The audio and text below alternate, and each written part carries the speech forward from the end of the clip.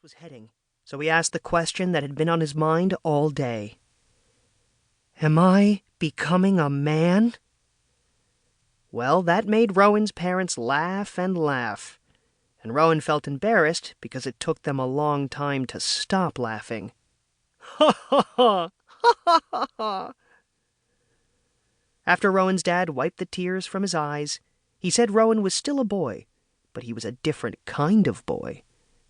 And when Rowan asked what he meant by that, his dad gave him some bad news.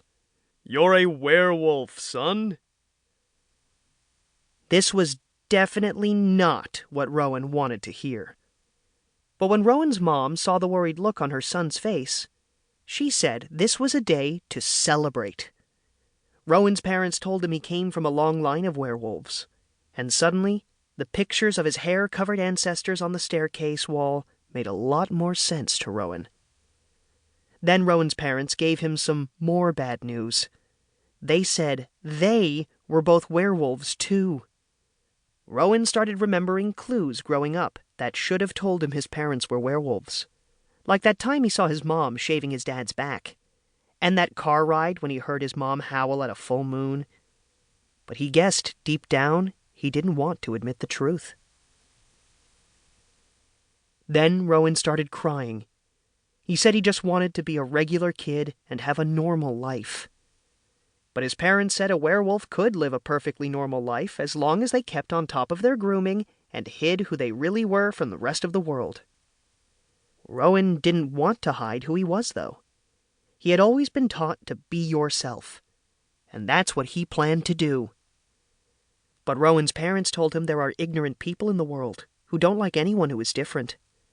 And Rowan knew exactly the type of people his parents were talking about. People like the bullies who kicked his toy truck. Then Rowan asked his parents a question he wasn't sure he was ready to hear the answer to.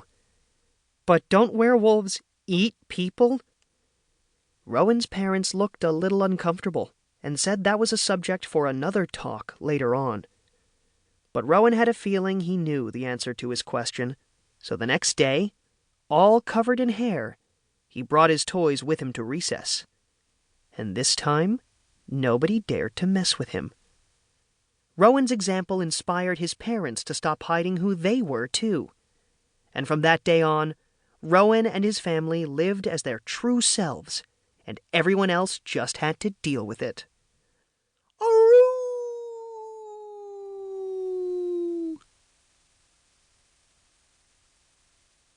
The Prankster. In a little seaside village, somewhere in Europe, there lived a man named Jasper. And everyone knew who Jasper was, because he was the village prankster. Most of Jasper's pranks were pretty harmless. One time he covered the baker's car in gift wrap, and another time he filled the village's only phone booth with popcorn. Sometimes Jasper would even prank his own family members, and his mother never really forgave him for gluing all of her furniture to the ceiling.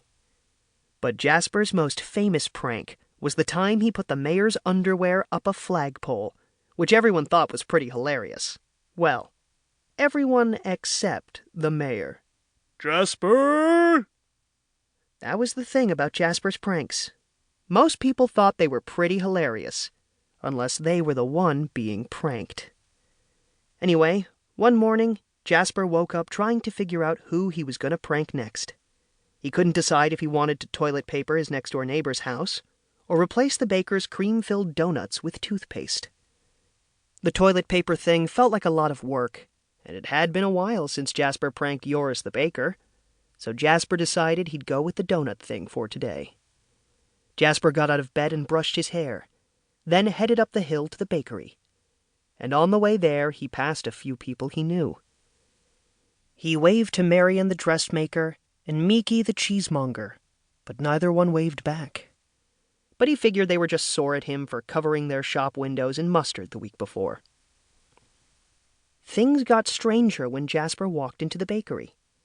His friend Dieter the shoemaker was walking out, and when Jasper said hello, Dieter ignored him. And a few seconds later, when Marta the librarian walked in to buy her daily baguette, she walked past Jasper like she didn't even see him. When Marta